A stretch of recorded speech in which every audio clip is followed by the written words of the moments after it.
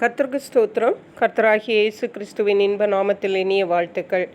இன்றைய தியானத்திற்காக ஜெபித்த பொழுது தேவன் தந்த வசனம் மத்தேயு எழுதின சுவிசேஷம் 3ஆம் அதிகாரம் 15ஆம் வசனம். இயேசு அவனுக்கு பிரதியுத்தரமாக, இப்பொழுது இடங்கொடு, இப்படி எல்லா நீதியையும் நிறைவேற்றுவது நமக்கு ஏற்றதாயிருக்கிறது என்றார். அப்பொழுது அவருக்கு இடம் கொடுத்தான். நம்முடைய கர்த்தராகிய இயேசு கிறிஸ்து மனித ரூபமாக இந்த உலகத்தில் வாழ்ந்து அவருடைய பிள்ளைகளாகிய நமக்கு ஒரு மாதிரியான வாழ்க்கையை காட்டி கொடுத்து போயிருக்கிறார். அப்படி அவர் காட்டின ஒரு மாதிரியில் ஒன்று ஞானஸ்நானம் எடுத்தது. இயேசு கிறிஸ்து ஞானஸ்நானம் பெறும்படியாக யோவான் ஸ்நாபகன் இடத்தில் வந்த பொழுது அங்கே யோவான் ஸ்நாபகன் சொல்லுகிறார், நான் உம்மாலே ஞானஸ்நானம் பெற வேண்டியதாயிருக்க நீர் என்னிடத்தில் வரலாமா என்றான். அதாவது அந்த நாட்களிலே யோவான் ஸ்நாபகன் எல்லாருக்கும் மனம் திரும்புதலுக்கேற்ற ஞானஸ்நானத்தை கொடுத்து வந்தார் என்று மார்க் எழுதின சுவிசேஷம் 1ஆம் அதிகாரம் 4ஆம் வசனம் சொல்லுகிறது. இப்படியாக சொல்லுகிறது, யோவான் வனாந்திரத்தில் ஞானஸ்நானம் கொடுத்து பாவ மன்னிப்புக்கென்று மனம் திரும்புதலுக்கேற்ற ஞானஸ்நானத்தை குறித்து பிரசங்கம் பண்ணி கொண்டிருந்தான்.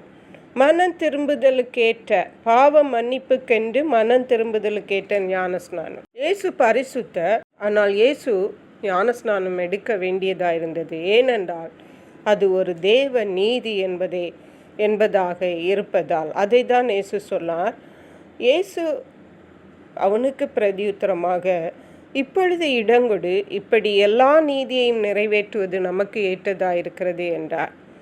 அப்பொழுது அவருக்கு இடம் கொடுத்தான். அப்பொழுது இயேசு கிறிஸ்து யோவான் ஸ்நாபகனாலே ஜலத்திலே இறங்கி ஞானஸ்நானம் பெற்று கரையேறினதை பார்க்கிறோம். அப்பொழுது வானத்திலிருந்து ஒரு புறா, பரிசுத்த ஆவியானவர் புறாவை போல இறங்கி அவர் மேல் வருகிறதை கண்டார்.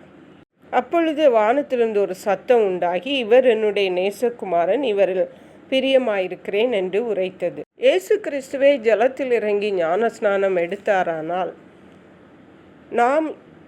நாம் நிச்சயமாக நாமும் ஞானஸ்நானம் எடுக்க வேண்டியது அவசியமாயிருக்கிறது. ஜலத்தில் இறங்கி மூழ்கி ஞானஸ்நானத்தை நாம் ஒவ்வொருவரும் பெற்றுக்கொள்ளும் பொழுது நாம் தேவனுடைய நீதியை நிறைவேற்றுகிறோம். இயேசு கிறிஸ்து செய்தது போலவே நாமும் தேவனுடைய நீதியை நிறைவேற்ற வேண்டியதாயிருக்கிறது. ஹல்லேலூயா.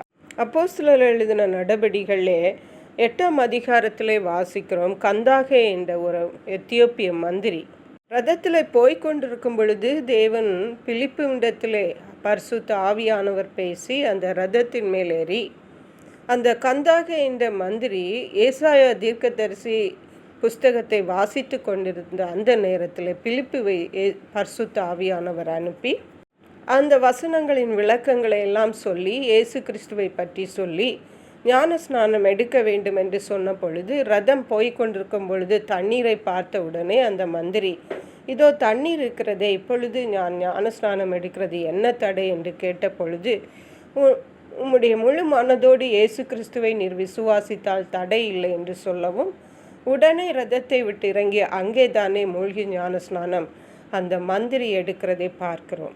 அருமையான கர்த்தருடைய பிள்ளைகளே, நாமும் கூட ஒவ்வொருவரும் தேவனுடைய நீதியை நிறைவேற்ற வேண்டியவர்களாய் காணப்படுகிறோம். தேவன் தம்முடைய சொந்த இரத்தத்தை சிந்தி நம்மை தனக்கென்று சொந்தமாக்கி கொண்டார்.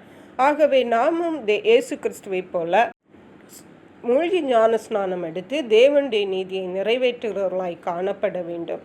இந்த கந்தாகை மந்திரியை போல தள்ளி போடாமல் கந்தாகை மந்திரியை போல உடனே நாம் அதை நிறைவேற்றுகிறவர்களாய் காணப்பட வேண்டும். அதற்கேற்ற கிருபைகளை தேவன் நமக்கு தந்தருளுவாராக. ஜெபிப்போம். எங்களை கிருபையாக நேசித்து பாதுகாத்து வழி நடத்துகிற எங்கள் அன்பின் தகப்பனே, ஆசீர்வதிக்கப்பட்ட இந்த நல்ல நாளுக்காக நன்றி.